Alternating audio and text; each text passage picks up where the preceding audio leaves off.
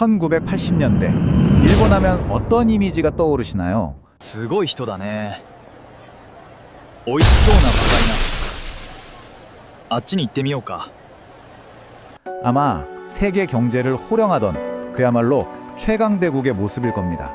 그런데 지금은요, 30년 넘게 성장이 멈춘 나라, 희망을 잃은 고령화 사회의 상징이 되었죠.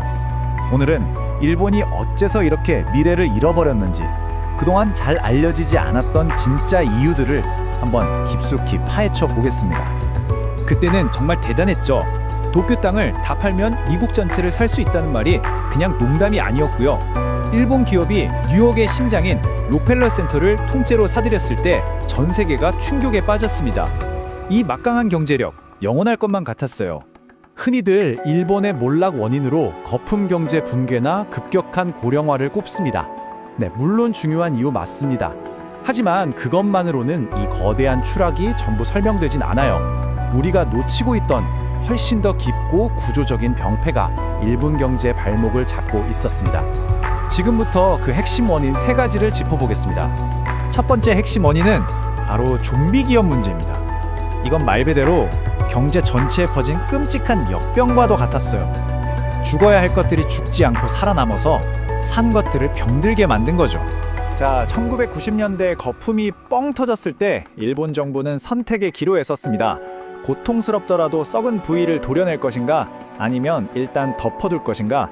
일본은 후자를 택했습니다. 망해가는 기업들, 즉 좀비 기업에 정부 보증 대출이라는 인공호흡기를 달아준 거예요.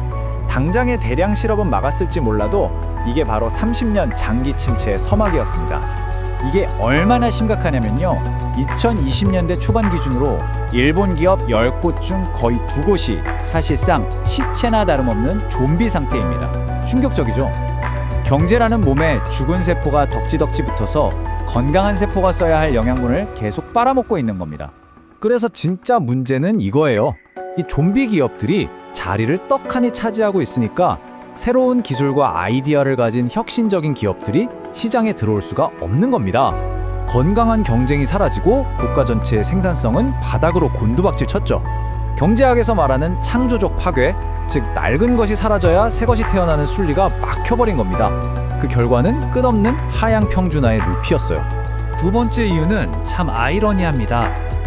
일본의 가장 큰 강점이었던 성공 신화가 오히려 미래의 발목을 잡는 치명적인 함정이 되어버렸거든요. 바로 갈라파고스 현상입니다. 1980년대에 일본은 하드웨어, 그러니까 물건 만드는 기술로는 세계 최고였잖아요. 이 경험이 오히려 독이 된 겁니다.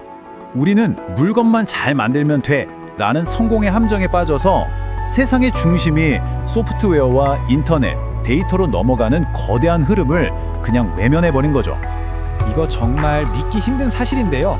불과 몇 년 전인 2020년대에도 일본 기업의 90% 이상이 여전히 팩스를 썼습니다.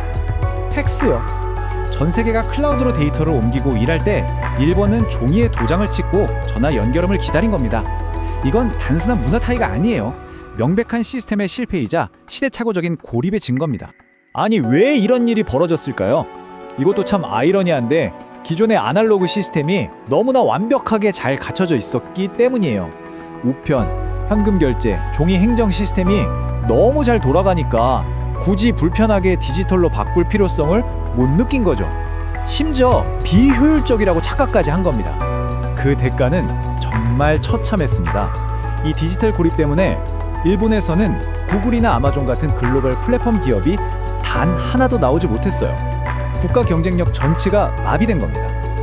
대표적으로 코로나 지원금을 온라인 시스템이 먹통이라 몇 달 동안 공무원들이 수작업으로 나눠줬던 사건은 일본의 현실을 적나라하게 보여주는 상징적인 장면이었죠.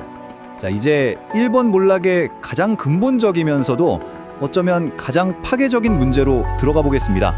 이건 바로 기성세대가 청년세대의 미래를 담보로 자신들의 풍요와 기득권을 유지해온 거대한 시스템의 문제입니다. 일본은 실버 민주주의가 가장 극명하게 나타나는 나라입니다.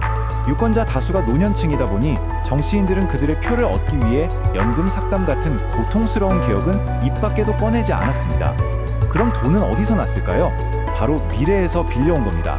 엄청난 빚을 내서 현재 세대의 풍요를 유지하는 손쉬운 길을 택한 거죠. 그 결과가 바로 이 상상을 초월하는 숫자입니다. 국가 부채가 GDP의 260%를 넘어섰습니다. 이건 세계대전을 치르던 국가들보다도 높은 수준이에요. 우리 돈으로 무려 1경 원이 넘는 빚을 미래 세대에게 그대로 떠넘긴 채 지금도 국가 예산의 상당 부분이 이 빚의 이자를 갚는 데 쓰이고 있습니다. 본질적으로 이건 거대한 약탈 시스템이나 다름없습니다. 과거 세대가 즐겼던 화려한 파티의 비용 청구서가 지금 태어나는 아이들에게 날아오는 셈이니까요. 갓 태어난 아이가 태어나자마자 수억 원의 빚을 지고 인생을 시작하는 사회에서 도대체 어떤 희망을 이야기할 수 있겠습니까? 이런 구조적인 절망이 바로 사토리 세대라는 신주어를 만들어냈습니다. 사토리는 깨달음이란 뜻인데요. 아무리 노력해도 부모 세대보다 잘 살 수 없다는 현실을 깨달아버린 청년들이 연애, 결혼, 출산은 물론이고 야망과 욕구마저 포기하기 시작한 겁니다. 국가의 가장 중요한 자원인 젊은이들의 꿈과 에너지가 고갈되고 있는 거죠. 자, 여기까지 일본 이야기를 들어보니 어떠신가요? 정말 남의 나라 얘기, 강 건너 불구경일까요? 이제 거울을 들어 우리 자신을 비춰볼 시간입니다. 진짜 문제는 이겁니다. 우리의 고령화 속도가 과거 일본보다 훨씬 비교도 안 될 만큼 빠르다는 점입니다. 이건 위기에 대응하기 위해 우리에게 주어진 시간이 일본보다 훨씬 더 짧다는 걸 의미해요. 그래서 전문가들이 경고하는 겁니다. 일본이 30년에 걸쳐 겪었던 그 충격을 우리는 압축적으로 15년 만에 겪게 될지도 모른다고요. 훨씬 더 빠르고 훨씬 더 고통스럽게요. 한번 보세요. 끊임없이 미뤄지는 연금개혁, 노동개혁, 부실기업 구조조정에 대한 엄청난 저항, 하늘 높은 줄 모르고 치솟는 부채, 그리고 미래에 대한 희망을 잃어가는 청년 세대의 절망. 너무나 익숙하지 않습니까? 기득권 싸움에 매몰돼서 정작 해야 할 개혁은 뒤로 미루고 그 부담을 다음 세대에게 떠넘기는 모습. 우리는 지금 정확히 일본이 걸었던 그 길의 초입에 서 있습니다. 하지만 이건 정해진 운명이 아닙니다. 미래는 우리가 지금 어떤 선택을 하느냐에 따라 얼마든지 달라질 수 있습니다. 일본의 실패는 우리에게 아주 값비싼 교훈을 주고 있습니다. 우리가 가야 할 길은 명확합니다. 바로 창조적 파괴입니다. 낡고 병든 것을 과감히 도려내는 용기가 필요합니다. 고통스럽더라도 좀비 기업을 퇴출시켜서 새로운 기업이 클 수 있는 공간을 만들어줘야 하고요.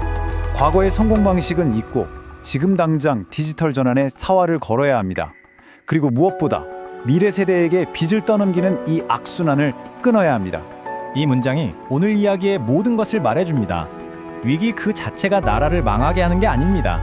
그 위기에 어떻게 대응하느냐가 국가의 운명을 결정합니다. 일본은 단기적인 고통을 피하려다 30년이라는 시간을 통째로 잃어버렸습니다. 우리는 절대로 그 전철을 밟아서는 안 됩니다. 마지막으로 여러분께 이 질문을 던지면서 마무리하고 싶습니다. 우리 대한민국이 일본과 같은 쇠락의 길을 피하기 위해서 사회 구성원으로서 그리고 바로 나 자신이 내려놓아야 할 가장 큰 기득권은 과연 무엇일까요? 정답은 없습니다. 하지만 이 질문에 대한 여러분 각자의 답을 찾는 과정이 우리 사회의 미래를 결정하는 가장 중요한 첫걸음이 될 겁니다.